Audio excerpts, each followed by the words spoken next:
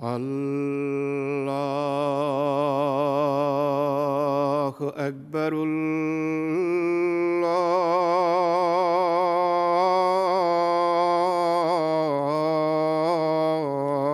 الله أكبر.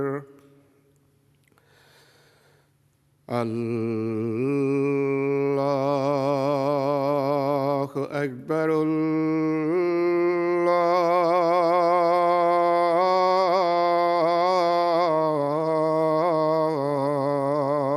الله أكبر. أشهد أن لا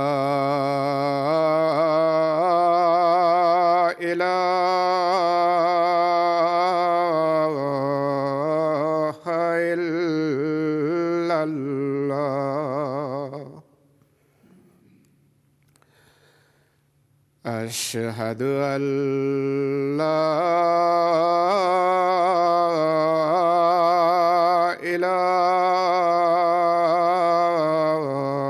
إله إلا الله. أشهد أن محمدًا رسول الله.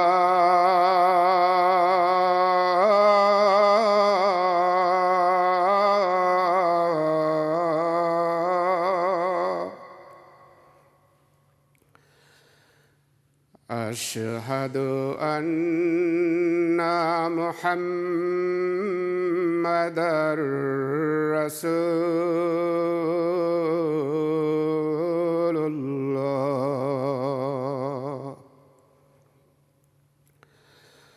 حي على الصلاة.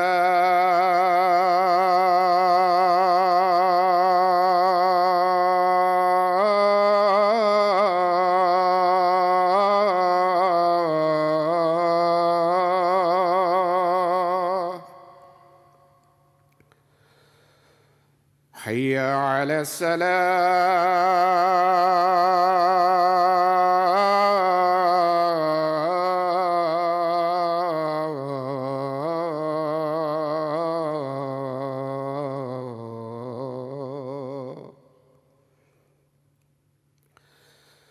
حي على الفلاح.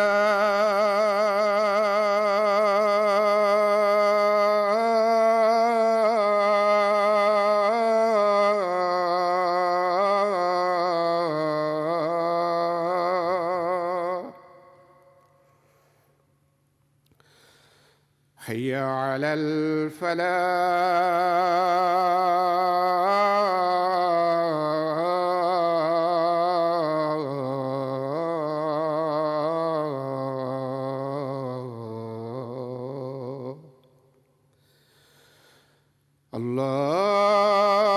الله أكبر.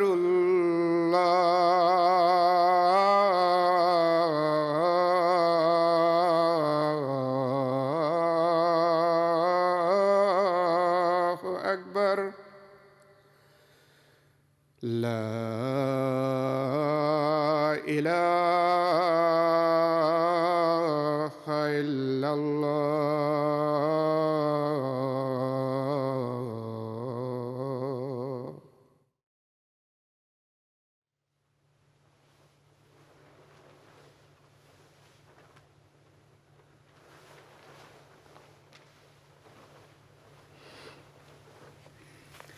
السلام علیکم ورحمۃ اللہ.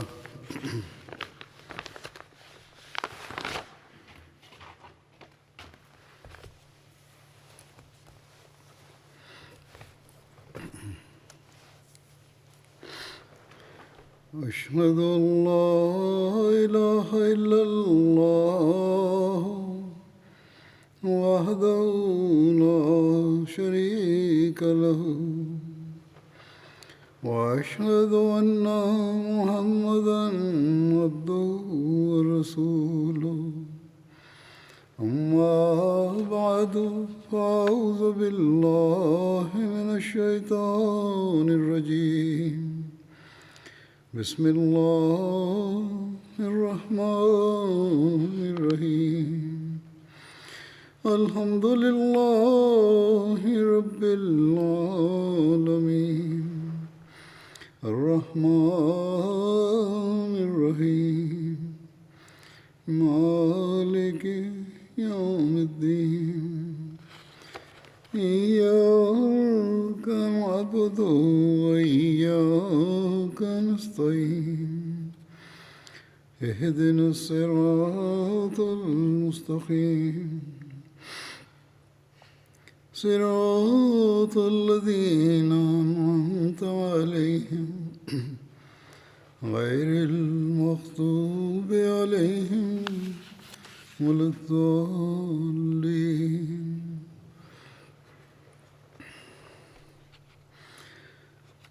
حضرت عمر رضی اللہ عنہ کے زمانہ خلافت کا ذکر چل رہا تھا.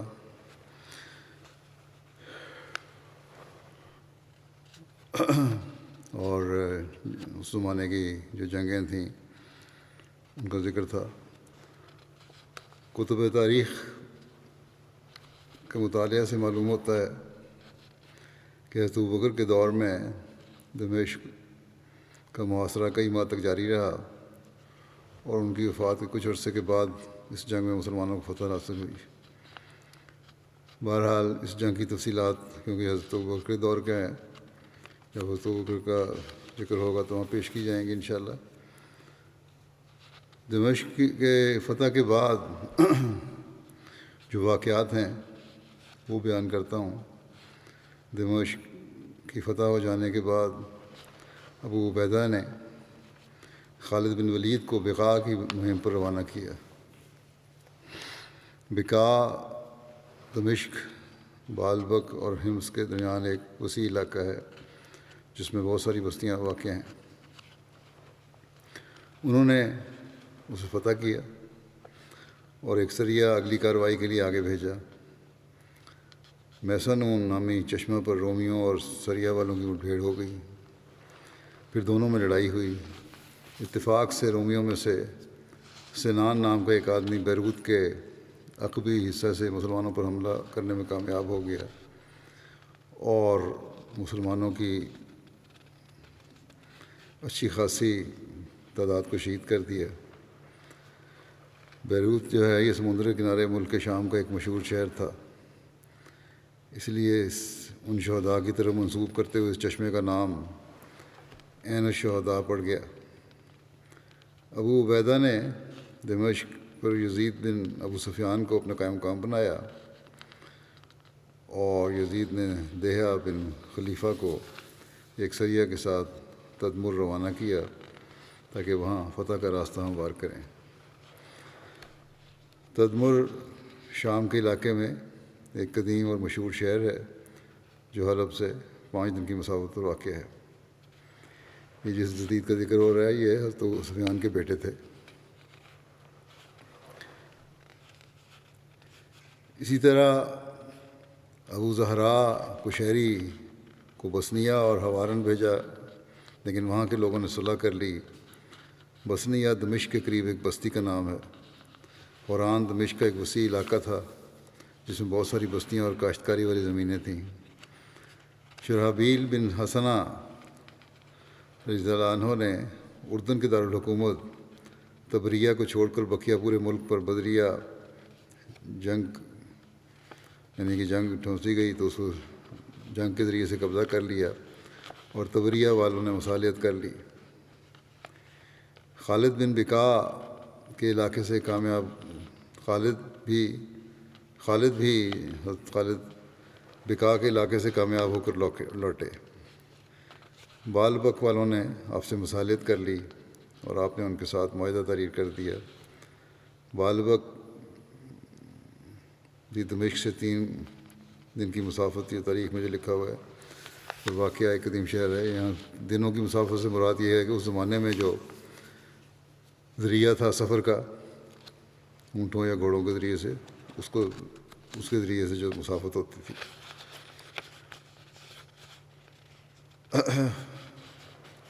فہل ایک جگہ ہے، اس کی فتح کے 14 ہجری میں ہوئی.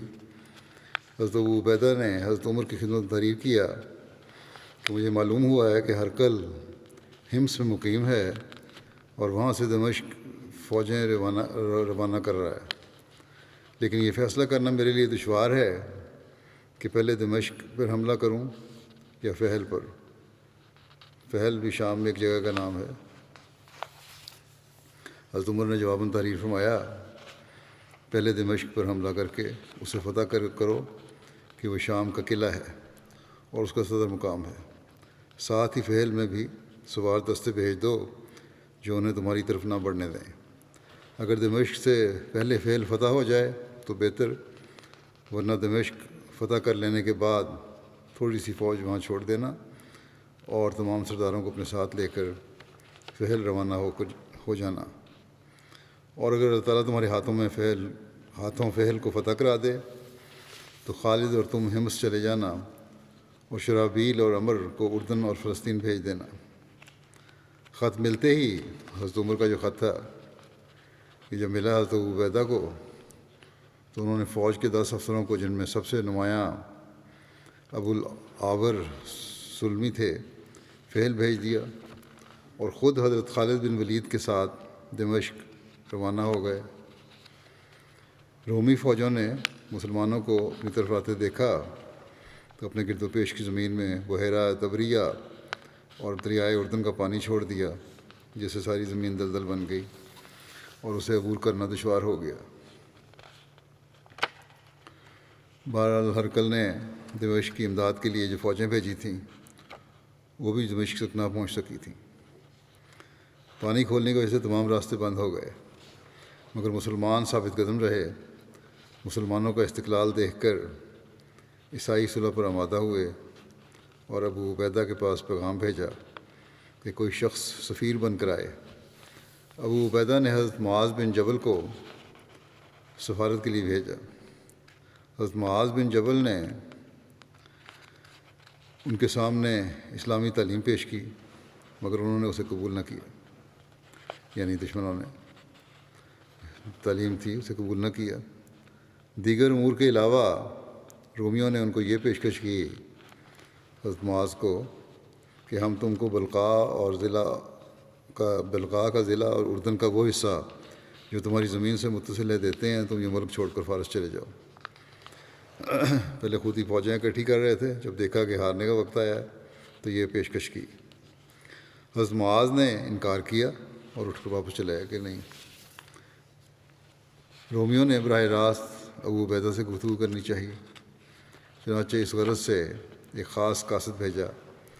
جس وقت وہ وہاں پہنچا مسلمانوں کے کیمپ میں قاصد، تو ابو عبیدہ زمین پر بیٹھے ہوئے تھے اور ہاتھ میں تیر تھے جن کو الٹ پلٹ کر رہے تھے۔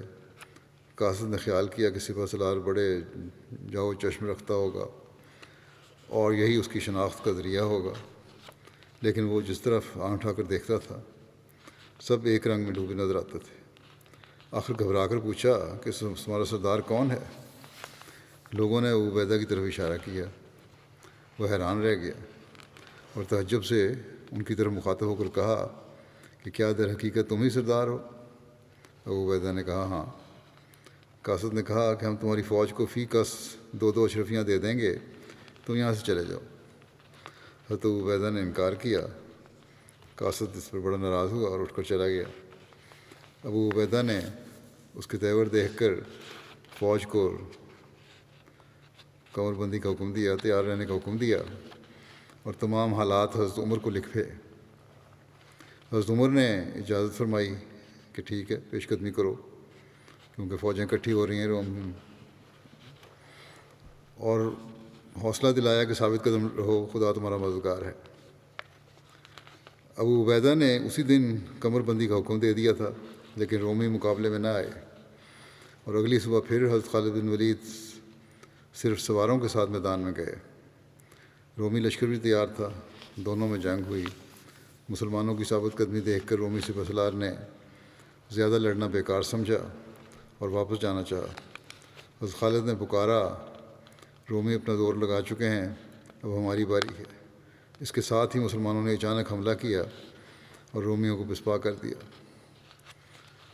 عیسائی مدد کے انصار میں لڑائی کو ٹال رہے تھے۔ حضرت خالد ان کی چال سمجھ گئے تو انہوں نے حضرت ابو عبیدہ کی خدمت میں کہا کہ رومی ہم سے مروب ہو چکے ہیں، حملے کا یہی وقت ہے۔ چنانچہ اسی وقت اعلان کیا گیا کہ اگلے روز حملہ ہوگا، فوج تیار ہو جائے۔ رات کے پچھلے پہر حضرت عبیدہ نے لشکر کو ترتیب دی۔ رومی لشکر کی تعداد تقریباً 50,000 تھی۔ حضرت عمر کی سیرت و سوانح میں لکھنے والے 2 سیرت نگار ہیکل اور سلابی نے یہ تعداد 80,000 سے 1,00,000 تک بھی بیان کی ہے۔ بہرحال 1 گھنٹے کی شدید جنگ ہوئی۔ اس کے بعد رومی لشکر کے پاؤں اکھڑ گئے اور وہ نہایت بدحواسی سے بھاگے۔ بعد میں حضرت عمر نے حکم دیا کہ تمام زمین جو قبضے میں کی گئی ہے ان کے مالکوں کے پاس ہی رہے گی، کوئی زمین کسی سے لی نہیں جائے گی، اور لوگوں کی جانیں اور مال اور زمین اور مکانات اور عبادت گاہیں سب محفوظ رہیں گی۔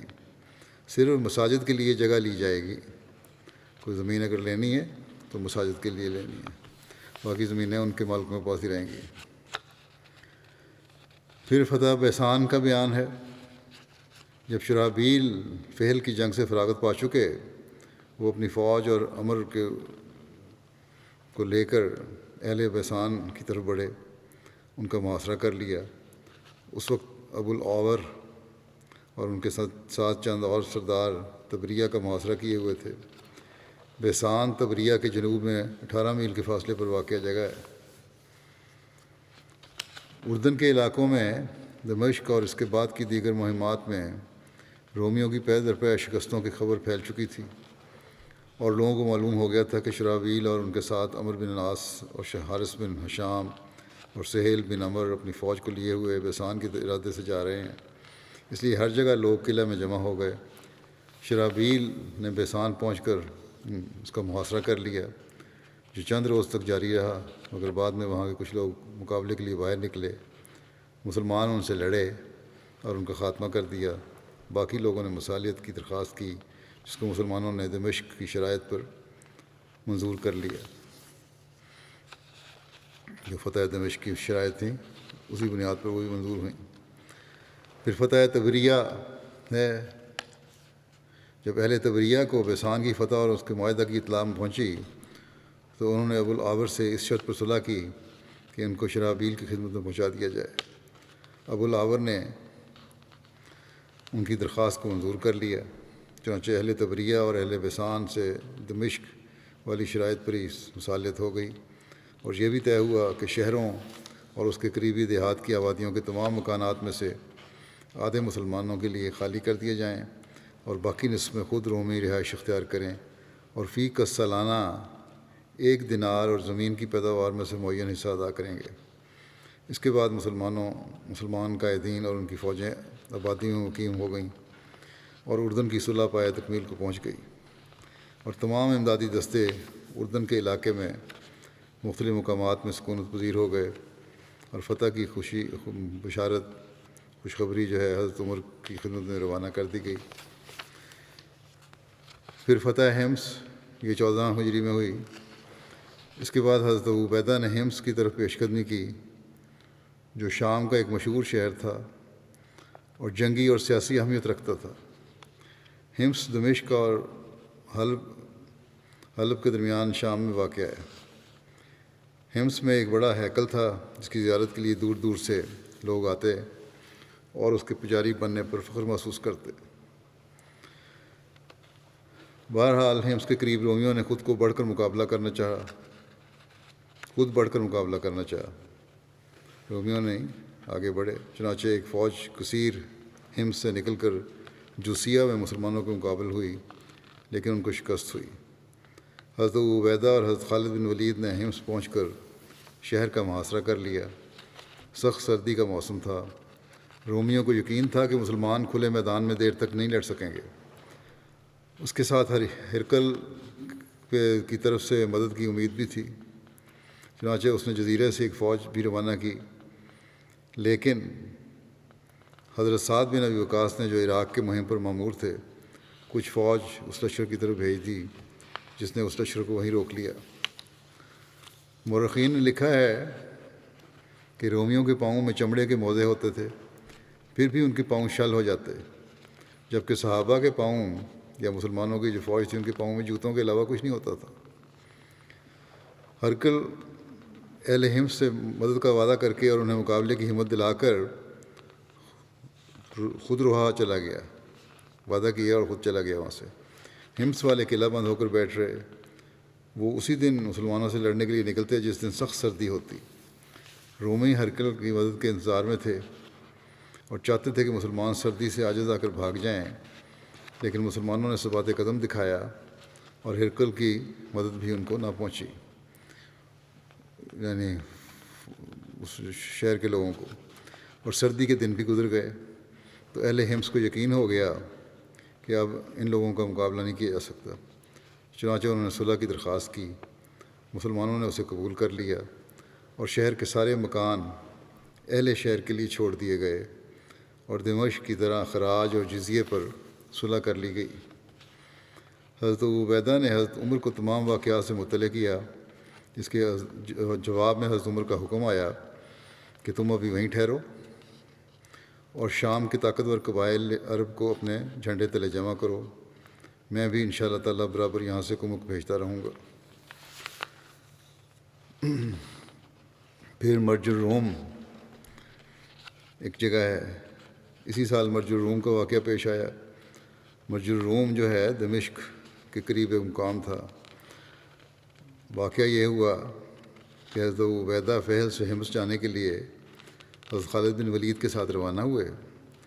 سب نے ذوالقلاء مقام پر پڑاؤ ڈالا۔ ان کی اس نقل و حرکت کی اطلاع ہرکل کو ہوئی تو اس نے توزرا بطریق کو روانہ کیا۔ وہ مرج دمشق اور اس کی مغربی جانب میں قیام پذیر ہوا۔ ابو عبیدہ نے مرج الروم اور اس کے لشکر سے ابتدا کی۔ اس وقت ان کی یعنی مسلمانوں کی حالت یہ تھی کہ سردی کا موسم آ چکا تھا اور ان کے جسم زخموں سے بھرے ہوئے تھے۔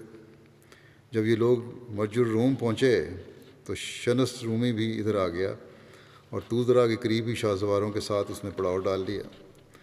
یہ شنس دراصل توزرا کی مدد اور حمص والوں کے بچاؤ کے لیے آیا تھا۔ وہ ایک کنارے پر اپنے لشکر کے ساتھ فروکش ہو گیا۔ جب رات آئی تو جو دوسرا جو ان کا تھا سپہ سالار توزرا، وہ وہاں سے روانہ ہو گیا اور اس کی جانے کی وجہ سے وہ جگہ خالی ہو گئی۔ توزرا کے مد مقابل حضرت خالد بن ولید تھے، جبکہ شنس کے مقابلے میں حضرت ابو عبیدہ تھے۔ حضرت خالد بن ولید کو جب اس بات کی خبر ملی کہ توزرا یہاں سے دمشق روانہ ہو چکا ہے تو حضرت خالد اور ابو عبیدہ نے باتفاق رائے اس بات کا فیصلہ کیا کہ توزرا کے تعاقب میں حضرت خالد روانہ ہو جائیں۔ چنانچہ حضرت خالد بن ولید گھڑ سواروں کا ایک دستہ لے کر اسی رات اس کے تعاقب میں چل پڑے۔ ادھر یزید بن ابو سفیان کو توزرا کی اس حرکت کی خبر مل گئی تھی، چنانچہ وہ توزرا کے مقابلے پر آ گئے اور دونوں لشکروں میں جنگ کا میدان گرم ہو گیا۔ ابھی دونوں کے درمیان لڑائی جاری تھی کہ پیچھے سے حضرت خالد بن ولید اپنے لشکر کے ساتھ موقع پر پہنچ گئے اور انہوں نے توزرا کی پشت سے حلہ بول دیا۔ نتیجتاً کشتوں کے پشتے لگ گئے اور دشمن سامنے اور پیچھے دونوں طرف سے مارا گیا۔ مسلمانوں نے ان کو موت کی نیند سلا دیا۔ ان میں سے زندہ صرف وہی بچے جنہوں نے راہ فرار اختیار کر لی۔ مسلمانوں کو اس مارکے میں جو مال غنیمت ہاتھ آیا، اس میں سواری کے جانور، ہتھیار، لباس وغیرہ تھے۔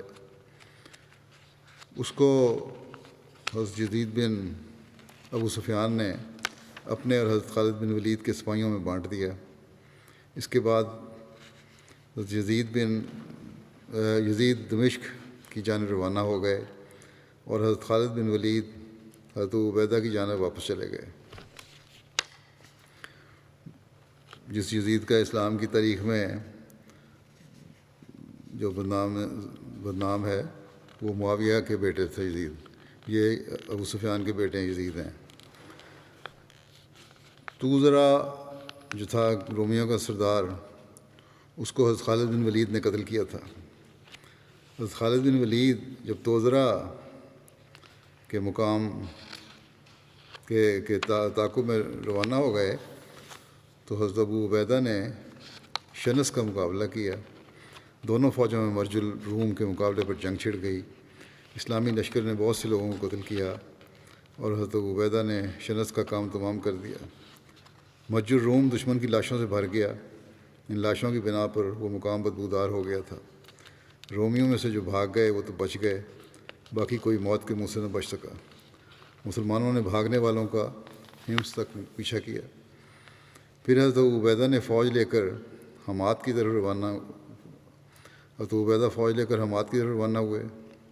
حماد بھی شام کا ایک قدیم شہر ہے جو دمشق سے 5 روز کی مسافت پر واقع تھا۔ اس وقت اہل حماد نے ان کے آگے سر اطاعت خم کر دیا، بھی تسلیم کر لیا۔ شیزر والوں کو جب معلوم ہوا تو انہوں نے بھی اہل حماد کی مانند صلح کر لی۔ شیزر حماد سے نصف روز کی مسافت پر واقع ایک بستی تھی۔ پھر حضرت ابو عبیدہ نے سلمیہ کو فتح کیا۔ سلمیہ بھی حماد سے 2 دن کی مسافت پر واقع ایک بستی تھی۔ اس کے بعد پھر لازکیہ کی فتح ہوئی، یہ 14 ہجری کی ہے۔ اسلامی لشکر نے حضرت ابو عبیدہ کی سرکردگی میں لازکیہ کا رخ کیا، جو شام کا ایک شہر ہے اور ساحل سمندر پر واقع ہے، اور ہمس کے نواحی علاقوں میں اس کو شمار کیا جاتا ہے۔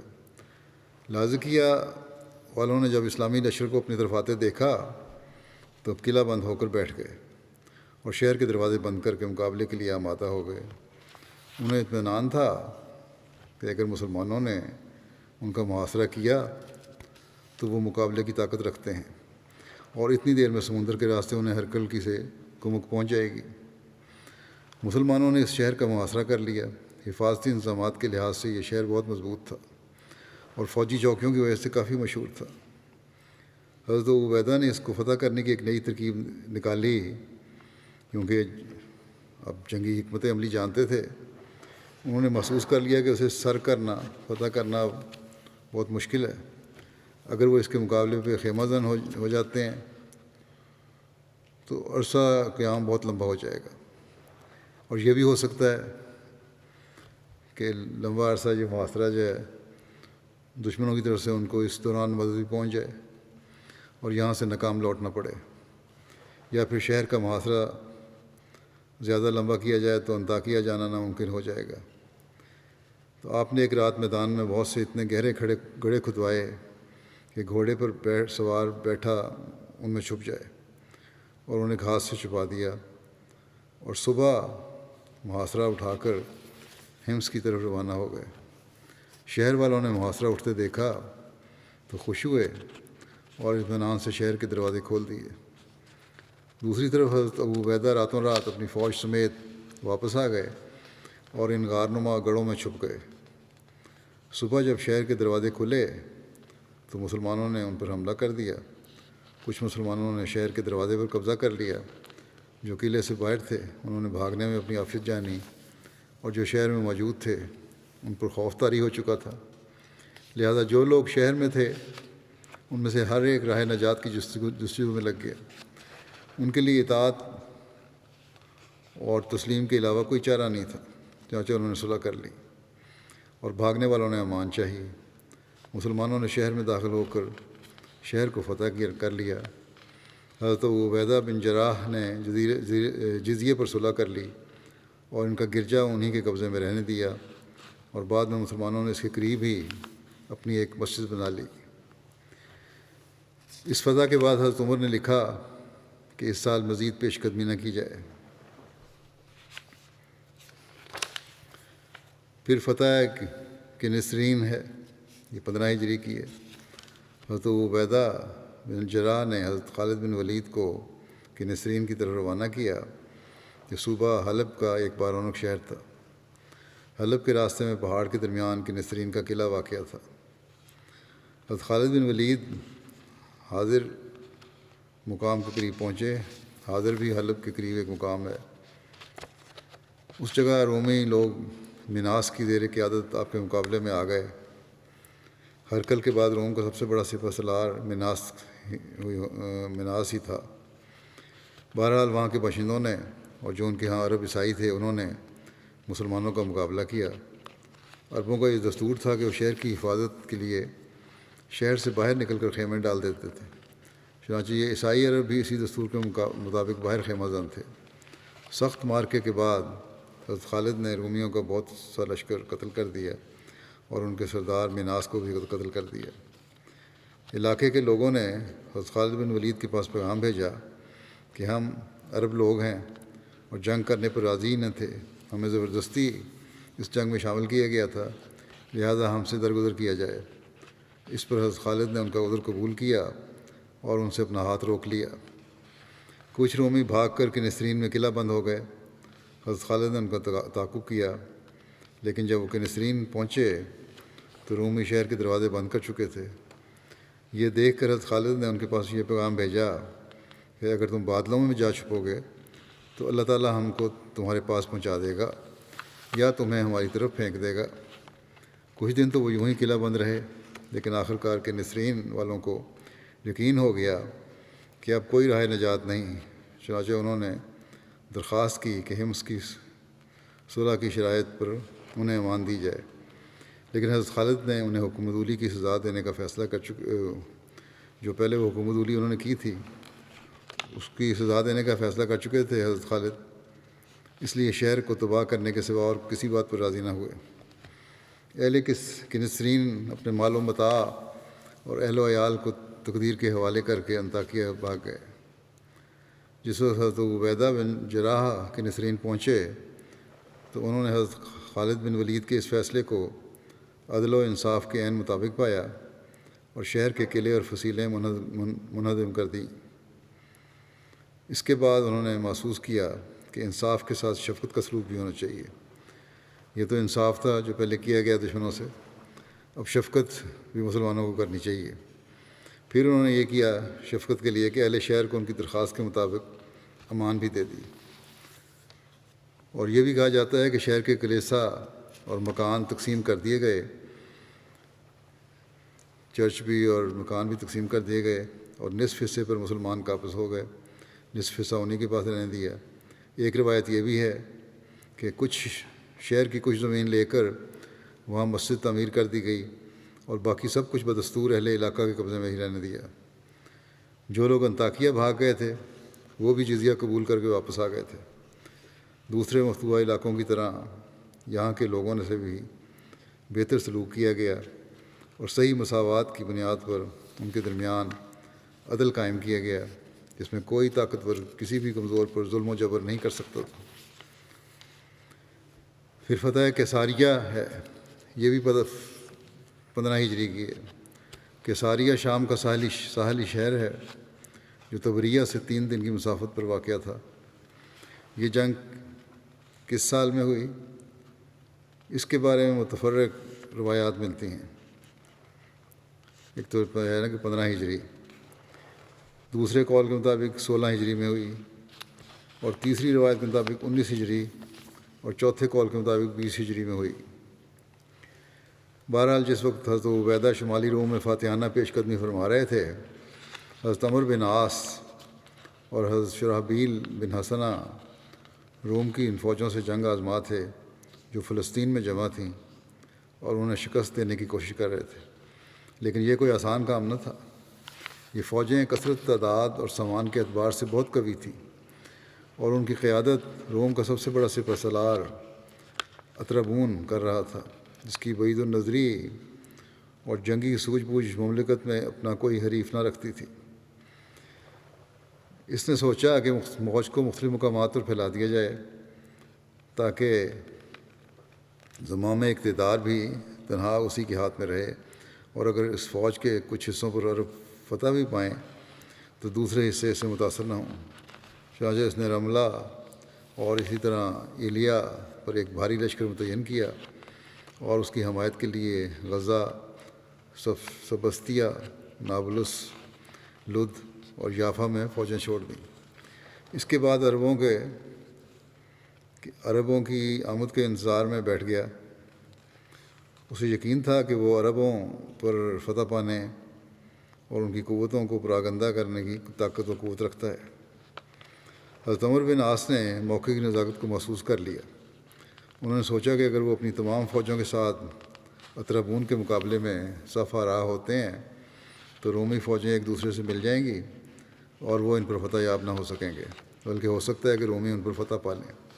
چنانچہ انہوں نے حضرت عمر کو خط لکھا تو آپ نے یزید بن ابو سفیان کو حکم دیا کہ اپنے بھائی معاویہ کو کیساریہ فتح کرنے بھیجو تاکہ بحری راستے سے اطرابون کو مدد نہ پہنچ سکے۔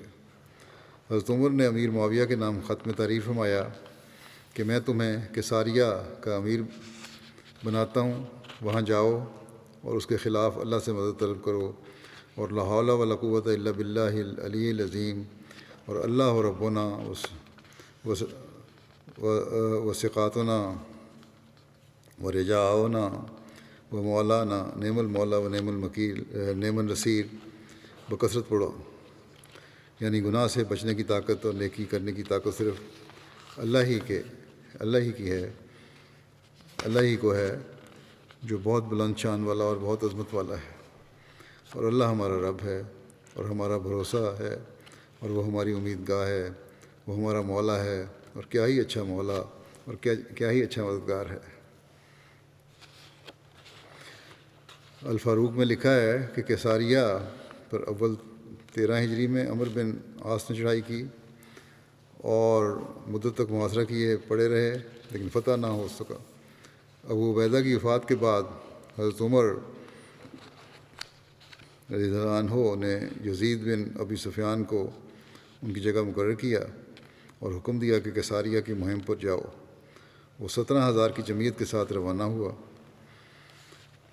اور شہر کا محاصرہ کیا۔ یزید روانہ ہوئے اور وہاں شہر کا محاصرہ کیا، لیکن 18 ہجری میں جب بیمار ہوئے تو اپنے بھائی امیر معاویہ کو اپنا قائم مقرر کر کے دمشق چلے آئے، وہیں ان کی وفات ہو گئی۔ کیساریہ بحر شام کے ساحل پر واقع ہے اور فلسطین کے اضلاع میں شمار کیا جاتا ہے۔ آج بہرحال یہ ویران پڑا ہے، لیکن اس زمانے میں بہت بڑا شہر تھا اور بقول بلادری کے 300 بازار آباد تھے، جس کی حفاظت پر ایک بہت بڑا رومی لشکر متعین تھا۔ یہاں ان کا ایک بہت مضبوط اور خطرناک سرحدی قلعہ تھا۔ حضرت معاویہ نے کیساریہ پہنچ کر اس کا محاصرہ کر لیا۔ رومی کبھی اسلامی فوج پر حملہ کرتے، لیکن شکست کھا کر پھر اپنے مورچوں میں واپس ہو جاتے۔ آخرکار جب محاصرہ طویل ہو گیا تو ایک دن مرنے مارنے کے ارادے سے نکلے، لیکن شکست کھائی، اور ایسی عبرتناک شکست کھائی کہ میدان جنگ میں ان کے 80,000 سپاہی مارے گئے، اور یہ تعداد ہزیمت و فرار کے بعد 1 لاکھ تک پہنچ گئی۔ کیساریہ کی فتح اور اس کے لشکر کی تباہی کے بعد مسلمان اس طرح سے مطمئن و محفوظ ہو گئے اور اس رستے سے رومیوں کو کمک کا سلسلہ رک گیا۔ حضرت معاویہ نے مال غنیمت کے خمس کے ساتھ فتح کی خبر حضرت عمر کی خدمت میں بھجوائی۔ ایک اور روایت میں ہے کہ حضرت امیر معاویہ نے بڑے ساز و سامان سے محاصرہ کیا۔ شہر والے کئی دفعہ قلعہ سے نکل کر لڑے، لیکن ہر دفعہ شکست کھائی، تاہم شہر پر قبضہ نہ ہو سکا۔ ایک دن ایک یہودی نے، جس کا نام یوسف تھا، امیر معاویہ کے پاس آ کر ایک سرنگ کا نشان دیا جو شہر کے اندر قلعے کے دروازے تک گئی تھی۔ چنانچہ چند بہادروں نے اس کی راہ قلعے کے اندر پہنچ کر دروازہ کھول دیا، اور ساتھ ہی تمام فوج ٹوٹ پڑی اور فتح حاصل کی۔ حضرت عبادہ بن صامت جو بدری صحابہ میں سے ہیں، وہ بھی اس جنگ میں شامل تھے۔ ان کی بہادری کا واقعہ کیساریہ کی جنگ میں اس طرح ملتا ہے کہ کیساریہ کے محاصرے کے مقام پر حضرت عبادہ بن صامت اسلامی فوج کے میمنہ کے قائد تھے۔ آپ اپنی فوج کو نصیحت کرنے کھڑے ہوئے، انہیں گناہوں سے بچنے اور اپنا محاسبہ کرنے کا حکم دیا۔ پھر مجاہدین کا ایک ہجوم لے کر آگے بڑھے اور بہت سارے رومیوں کو قتل کیا، لیکن اپنے مقصد میں اچھی طرح کامیاب نہ ہوئے۔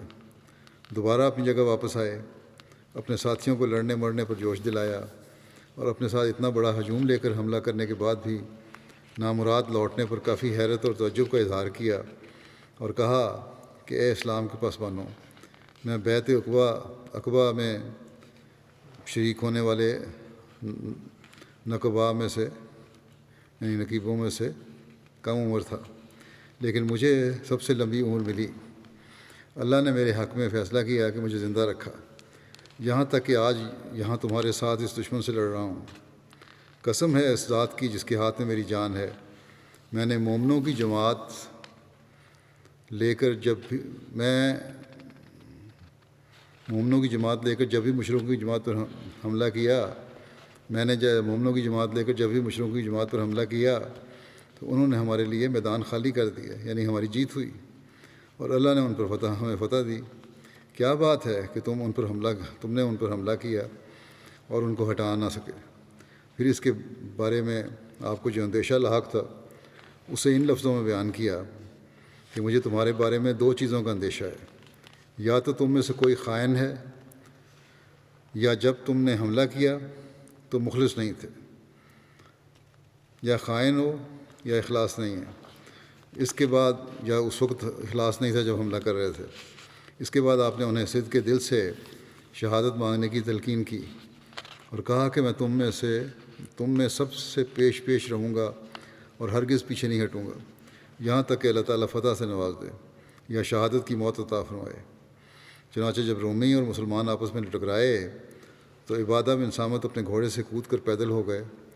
عمیر بن سعد انصاری نے آپ کو پیدل دیکھا تو امیر لشکر کے پیدل لڑنے کی بات مسلمانوں میں عام کر دی اور کہا کہ سب لوگ انہی کی طرح ہو جائیں۔ چنانچہ سب نے رومیوں سے زبردست مارکہ آرائی کی اور انہوں نے پست کر دیا۔ بالآخر وہ بھاگ کر شہر میں قلعہ بند ہو گئے۔ جس طرح عربوں نے کیساریہ پر قبضہ کیا تھا اسی طرح غزہ بھی فتح کر لیا۔ عہد صدیقی میں بھی مسلمان ایک دفعہ غزہ پر قبضہ کر چکے تھے، لیکن بعد میں انہیں وہاں سے نکال دیا گیا تھا۔ جب یہ دونوں سرحدی مقام مسلمانوں کے زیر اقتدار آ گئے تو حضرت عمر بن عاص کو سمندر کی طرف سے اطمینان ہو گیا۔ تو یہ قصہ یہ واقعات ابھی چل رہے ہیں مزید۔ اس وقت میں بعض مرحومین کا بھی ذکر کرنا چاہتا ہوں، ان کے جنازے پڑھاؤں گا بعد میں جمعے کی نماز کے بعد۔ پہلا ذکر ہے مکرمہ ختیجہ صاحبہ اہلیہ مکرم مولوی کے محمد الوی صاحب سابق مبلغ کیرالہ کا، جو گزشتہ دنوں 80 سال کی عمر میں وفات پا گئی تھیں۔ انا للہ و انا الیہ راجعون۔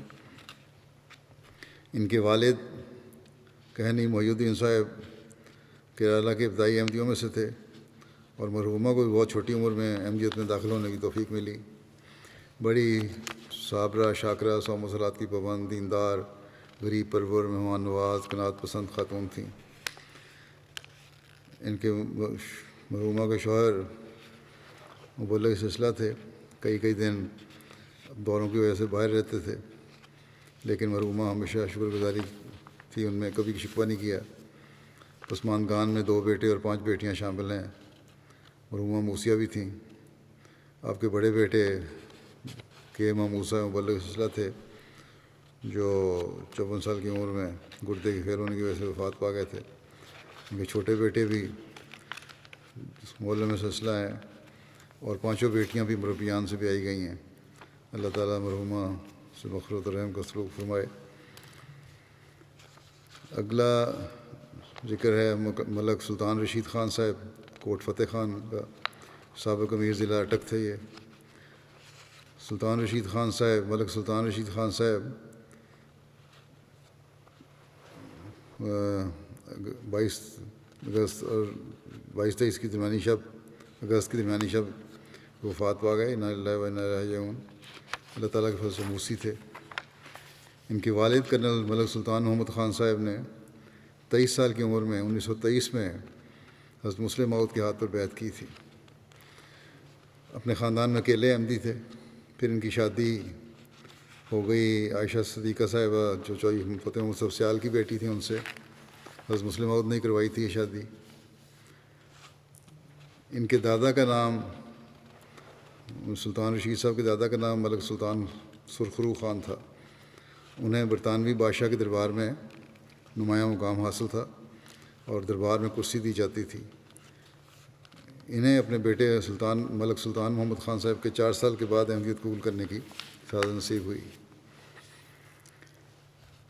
ملک سلطان رشید خان صاحب کی جماعتی خدمات ہیں اس طرح ہیں کہ 96 سے لے کے 99 تک، اور پھر 2005 سے لے کے 2014 تک امیر ضلع اٹک، ان کو خدمت کی توفیق ملی۔ وفات کے وقت بھی صدر جماعت تھے کوٹ فتح خان کے۔ سابق گورنر مغربی پاکستان میر محمد خان کے رشتہ دار تھے یہ، اور لیکن وہ دنیا داری میں پڑا ہوا خاندان تھا۔ یہ ان کے والد احمدی ہونے کے بعد بالکل دنیا داری سے کچھ چھوڑا تو نہیں، لیکن دنیا میں رہتے ہوئے دین کو مقدم کرنے والوں میں سے تھے، اور یہی خصوصیت ملک سلطان رشید خان صاحب کی بھی تھی۔ انہوں نے پہلے شروع میں 1/10 حصے کی وصیت کی، بعد میں 1/7 حصے کی وصیت کر دی، اور پھر حصہ جائیداد بھی ادا کیا۔ جائیداد پر شاید میرا خیال ہے ایک حصہ 1/10 حصہ کی وصیت تھی، باقی آمد پر 1/7 حصے کی۔ ان کی ہمشیرہ راشدہ سیال کہتی ہیں کہ خلیفہ حضرت مسیح رابع نے ایک دفعہ مجھے تعریف فرمایا کہ تمہارے ابا احمدیت کے لیے ایک ننگی تلوار تھے، اور تمہارے بھائیوں میں بھی یہی رنگ پایا جاتا ہے۔ پھر ان کے بارے میں ملک رشید صاحب کے بارے میں کہتی ہیں کہ ہمارے بھائی کا خلافت سے بہت ہی گہرا تعلق تھا، خلیفۃ المسیح کے ہر حکم کی فوری تعمیل بجا لاتے، اللہ تعالیٰ کے فضل و کرم سے خلافت کے بے معتبر خادم رہے، اور کامل لگن کے ساتھ خدمات بجا لاتے رہے۔ روحانیت بھی ان میں کوٹ کوٹ کر بھری ہوئی تھی۔ جب کوئی آپ کو دیکھتا تو محسوس کرتا کہ ان کا اس دنیاوی زندگی سے کوئی تعلق نہیں ہے۔ بہت زیادہ عاجزی اختیار کرنے والے تھے، اللہ تعالیٰ سے اپنے تعلق کے بارے میں زیادہ باتیں نہیں کرتے تھے، لیکن بہت تعلق تھا اللہ تعالیٰ سے۔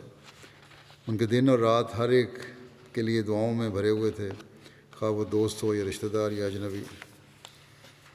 دوستوں، خاندان اور غیروں میں سے کوئی ایک بھی ایسا نہیں جو کبھی ان کے دروازے سے خالی ہاتھ واپس گیا ہو۔ ان کی سخاوت کا کئی افراد نے ناجائز فائدہ بھی اٹھایا، اور اس سے کسی کو بھی انکار نہیں ہوتا تھا ان سے۔ ایک خاتون کہتی ہیں میری بھانجی کے پاس آئی اور کہنے لگی کہ ان ضرورت مند گھروں کا کیا بنے گا جہاں صرف سلطان رشید صاحب کے پیسوں سے چولہے جل رہے تھے، یعنی کہ کھانا گزارا ان کا سلطان رشید صاحب کی مدد سے ہوتا تھا۔ انہوں نے کس قدر سخاوت کا مظاہرہ کیا، اس کہتی ہیں ہمیں اس کا حقیقی ادراک نہیں ہے۔ کہتی ہیں میری بھانجی نے ایک دن ان سے پوچھا کہ کیا لوگ آپ کی اتنی خدمت جو آپ لوگوں کی کرتے ہیں قدر کریں گے اور یاد رکھیں گے؟ تو آپ نے کہا کہ شاید نہ رکھیں یاد مجھے، لیکن میری نیت صرف یہ ہے کہ اللہ تعالیٰ میرے سے راضی ہو جائے۔ نعیمہ صاحبہ ان کی بہن کہتی ہیں میرے بھائی میں تبلیغ کا بہت جذبہ تھا، کئی سعید روحوں کی ہدایت کا باعث بنے، ہر آنے جانے والے کے ساتھ تبلیغ کا موقع نکال لیتے تھے۔ غیر از جماعت دوست اکثر شام کو آ جاتے اور گھنٹوں وفات مسیح پر بحث ہوتی، حالانکہ اس میں خطرہ بھی تھا۔ عبادت کا ذوق و شوق کا بھی عجیب رنگ تھا، عام طور پر کمرہ بند کر کے تنہائی میں اپنے رب سے راز و نیاز کرتے۔ اللہ تعالیٰ نے رویا اور خوشبو سے بھی نوازا۔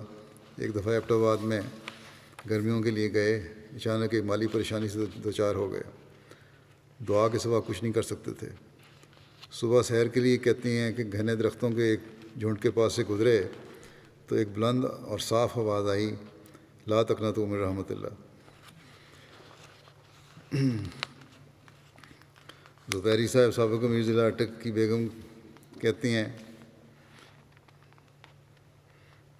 انہوں نے ان کی ہمشیرہ کو بتایا کہ خلیفہ مسیح رابع کے زمانے میں ضلعی میٹنگ کے لیے ان کے ہم مقیم تھے تو چہرے پر کچھ پریشانی سی تھی۔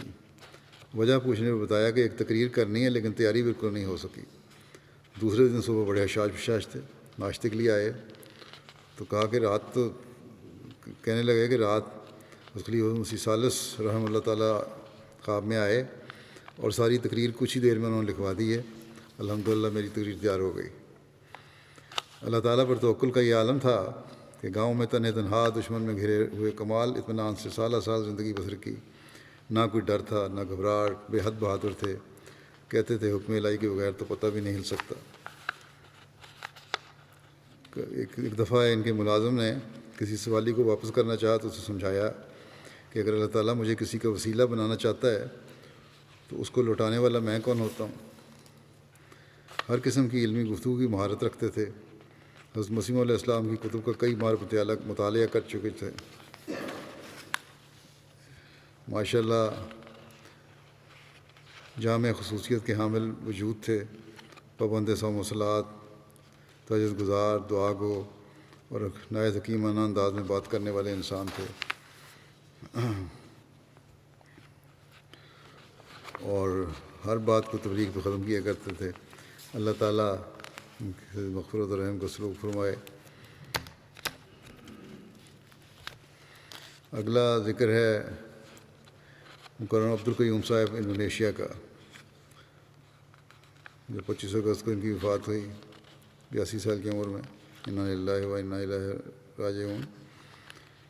یہ مولانا عبدالواحد صاحب سماٹری مرحوم، جو غیر ہندوستانی پاکستانی پہلے مبلغ تھے، ان کے بیٹے تھے۔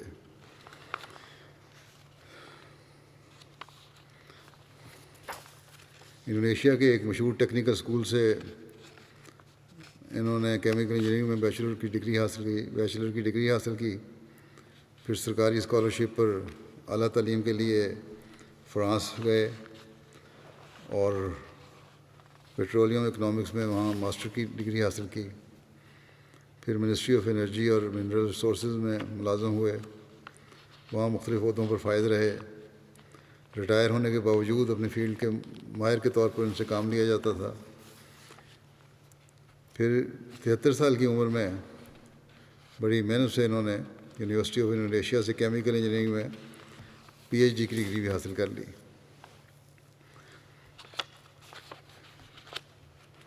موصوف نے ملک کے لیے بھی بہت نمایاں کارنامے سر انجام دیے ہیں۔ 73 میں انہوں نے گورنمنٹ کو لیکویفائڈ نیچرل گیس کے بارے میں ایک فارمولہ تجویز کیا، اور کہتے ہیں اس وقت سے 1974 سے لے کے 2000 تک حکومت کو اس کی وجہ سے $110 بلین کا منافع ہوا۔ بہرحال احمدی ہر جگہ ملک و قوم کی خدمت کرنے کے لیے ہر وقت تیار رہتا ہے، لیکن انڈونیشیا میں بھی ملا کے زیر اثر بعض علاقوں میں احمدیت کی مخالفت بہت زیادہ ہو جاتی ہے، لیکن پھر بھی ہمارا کام تو یہی ہے کہ ملک سے وفادار رہیں۔ ان کو سول سرونٹ کے لیے سب سے اعلیٰ ایوارڈ بھی ملا ملک کا۔ 2005 میں دوسرا بڑا ایوارڈ ملا جو نیشن گورنمنٹ فوج سے باہر شعبہ میں بہت زیادہ نمایاں کارنامہ سر انجام دینے والوں کو دیتی ہے، اور ان کے جو ہیروز ہوتے ہیں ان کو قبرستان میں ایک ملٹری سیریمنی کی ہوتی ہے، اس میں دفن کیا جاتا ہے۔ بہرحال مرحوم کیونکہ وہاں دفن نہیں ہونا تھا، اس لیے ملٹری سیریمنی جو تھی ان کی وفات پہ اب مقبرہ موسیان پرونگ میں منعقد ہوئی، اور وہاں ان کو اعزاز کے ساتھ دفن کیا گیا۔ بہت پیار کرنے والے تھے اور اپنے بہن بھائیوں کو بہت خیال رکھتے تھے۔ ان کے والد نے نصیحت کی تھی بہن بھائیوں کا خیال رکھنا، اور ہمیشہ اس پر انہوں نے عمل کیا۔ مربیان اور بخش زندگی کے ساتھ نہایت عزت و احترام سے پیش آتے تھے۔ ان کے چھوٹے بھائی باسط صاحب بھی مربی سلسلہ بھی ہیں اور امیر جماعت بھی ہیں انڈونیشیا کے۔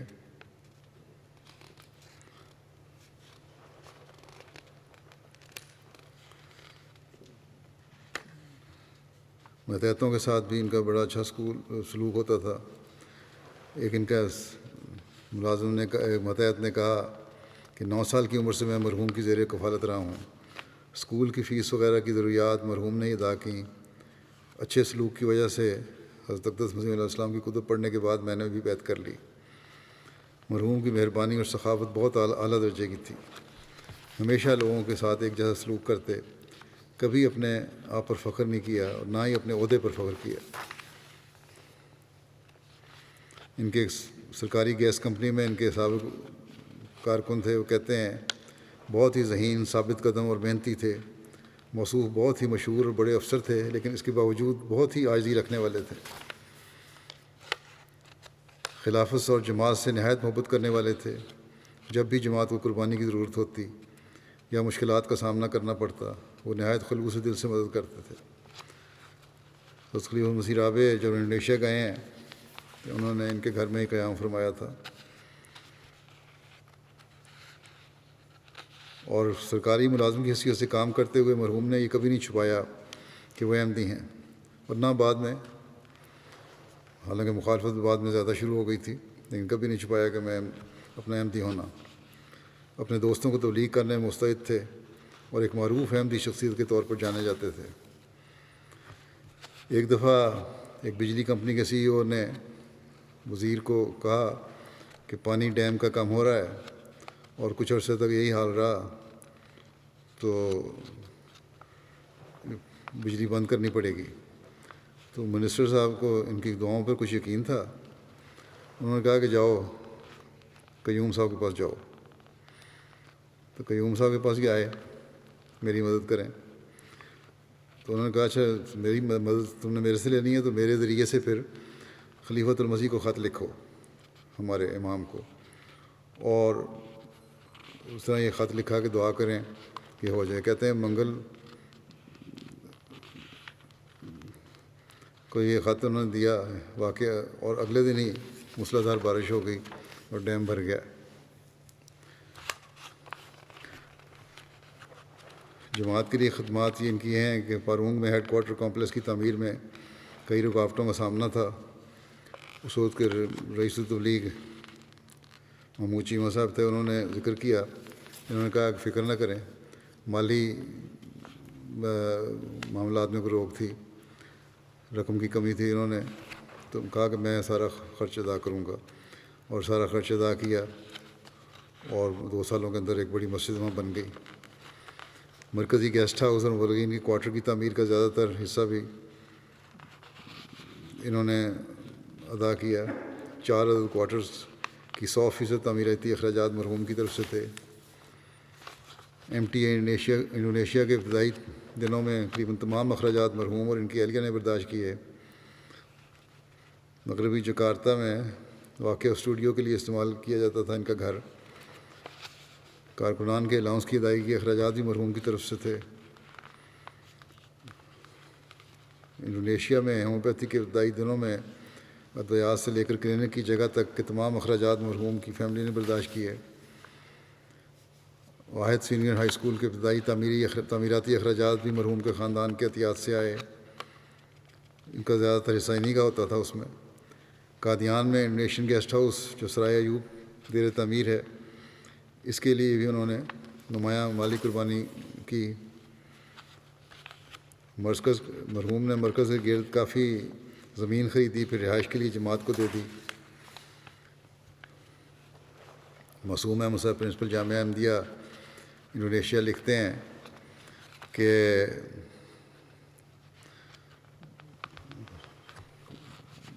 بعض معاملہ میں بڑی لمبی بحث چل جاتی تھی، میٹنگ ہوتی تھی، لیکن امیر صاحب جو ان کے چھوٹے بھائی بھی ہیں، اگر وہ کہتے تھے کہ ختم کریں اب اس معاملے کو، تو فوری طور پر چپ ہو جاتے تھے، اپنی رائے واپس مزید رائے نہیں دیتے تھے۔ اللہ تعالیٰ مرحوم سے مغفرت اور رحم کا سلوک فرمائے۔ اگلا ذکر ہے مکرم داؤدہ رضا کی یونس صاحب بینن کا، جو 27 اگست کو ان کی وفات ہوئی ہے 74 سال کی عمر میں۔ انا للہ و انا الیہ راجعون۔ یہ مرحوم بینن کے پہلے احمدیوں میں سے تھے، اپنے گھر میں اکیلے احمدی تھے۔ 1967 میں اپنے بڑے بھائی ذکر اللہ داؤد صاحب مرحوم جو بینن کے سب سے پہلے احمدی تھے، ان کے ذریعے احمدیت قبول کی۔ ان کے بیوی بچے احمدی نہیں ہیں، اللہ تعالیٰ ان کو بھی توفیق دے۔ میاں قمر احمد امیر مشری انچارج لکھتے ہیں کہ قبولیت احمدیت کا واقعہ فوت ہونے سے چند دن قبل کہتے ہیں مجھے بتایا کہ جب میرے بڑے بھائی ذکر اللہ داؤد جو نائجیریا میں احمدیت قبول کر چکے تھے، ان کے احمدیت قبول کرنے کی خبر ملی، اور ساتھ ہی لوگوں کی احمدیت کے بارے میں طرح طرح کی باتیں سنی، تو میں ان کو ملنے گیا. میں نے ان کو علیہ صلی اللہ کی انگوٹھی پہنی دیکھی تو میں نے فوراً اپنے بڑے بھائی سے پوچھا یہ انگوٹھی کیسی پہن رکھی ہے اور آپ کے مذہب میں اس کی کیا حیثیت ہے؟ تو انہوں نے بتایا کہ اس پر قرآن مجید کی آیت لکھی ہے. اس کا مطلب کیا ہے کہ اللہ تعالیٰ اپنے بندے کے لیے کافی نہیں، اور جماعت احمدیہ کے بانی حضرت مرزا غلام احمد قادیانی علیہ السلام نے ہمیں یہی تعلیم دی ہے. پھر کہتے ہیں میں نے پوچھا بھائی سے کہ کیا اسلام سے مختلف مذہب ہے احمدیت کوئی؟ انہوں نے بتایا کہ جس امام کا تو انتظار کر رہے وہ آ گیا، ہم یہ کہتے ہیں، اور یہی سچا اسلام ہے. پھر کہتے ہیں اس بات کو سن کے میں نے حضرت مسیح علیہ السلام کی کتب کا مطالعہ کیا اور اسلامی اصول کی فلسفی کا مطالعہ کیا اور میں نے احمدیت قبول کر لی. بینی ان کے پڑھے لکھے احمدیوں میں ان کا شمار ہوتا تھا. فرانس سے بزنس مینجمنٹ میں ماسٹر کیا انہوں نے. بینن کے بجلی اور پانی کے نیشنل ڈائریکٹر کے عہدے سے ریٹائر ہوئے. نہایت باروب، باریش، باوقار اور شخصیت تھے. نمازوں کے پابند، تہجد گزار، ایک نیک اور مخلص انسان تھے.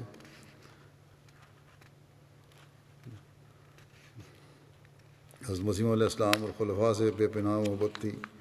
ان کی کتب کا مطالعہ آپ کا معمول تھا. بہت سے جماعتی عہدوں پر فائز رہے اور جماعت بینین کے لیے آپ کی بہت سی خدمات ہیں. چیئرمین ہیومینٹی فرسٹ کے عہدے پر شروع تھے. پہلے تھے یہ میڈیکل کیمپس لگایا کرتے تھے اور خود ڈاکٹرز کے ساتھ جا کر سارا دن بغیر کھائے انسانی خدمت میں مصروف رہتے تھے. ڈاکٹر قمر احمد علی صاحب کہتے ہیں بینین میں بطور ڈاکٹر خدمت کی توفیق ملی مجھے. وہ کہتے ہیں کہ دوران میڈیکل کیمپس کے دوران خواہ تھکاوٹ ہوتی ہے، سفر کی وجہ سے لیٹ سوتے، ہمیشہ میں نے ان کو رات کو لمبی تہجد پڑھتے دیکھا. جب بھی آنکھ کھلی ان کو تہجد پڑھتے دیکھا. جب کوئی تقریر کرتے تو بڑے ہی درد کے ساتھ شرائط بیعت پر عمل کرنے کی تلقین کرتے. ظفر احمد صاحب ظفر وہ اللہ کہہ رہے ہیں کہ جب بھی کوئی تقریر کرتے درد کے ساتھ شرائط بیعت پر عمل کرنے کی تلقین کرتے، اور کہتے ہیں خاکسار کو کہا کرتے تھے کہ جب تک ہر احمدی حضرت مسیح علیہ السلام کی اس اسلام کو نہیں سمجھتا، یعنی علیہ السلام بکافٍ عبدہ، تو وہ مادیت پرست ہے. پھر امیر صاحب لکھتے ہیں 2006 میں جماعت کو 30 ایکڑ کا ایک قطعہ عنایت کیا.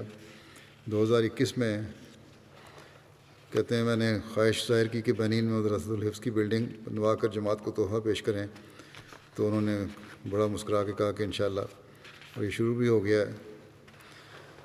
اب کہا کرتے تھے کہ اگر جماعت کے بچے پڑھ لکھ جائیں تو بینین کی جماعت افریقہ کی بڑی جماعتوں میں سے ہوگی. آپ بچوں کی جماعت کی قیمتی کتابیں بطور انعام دیا کرتے تھے. یتیم خانہ بین الاکرام میں گئے تو ڈاکٹر ولید صاحب جو وہاں کے انچارج ہیں ان کو نصیحت کی کہ ان بچوں کی صحت اور سیکیورٹی کا بہت خیال رکھیں، کیونکہ یہ ہماری جماعت اور قوم کے بچے ہیں اور ہم سب ان کے والدین ہیں. اور دعائیں بھی دیں. اللہ تعالیٰ مرحوم سے مغفرت و رحم کو سلوک فرمائے، ان سب کے درجات بلند فرمائے. جیسا کہ میں نے کہا کہ نماز کے بعد ان کے جنازہ غائب ادا کروں گا.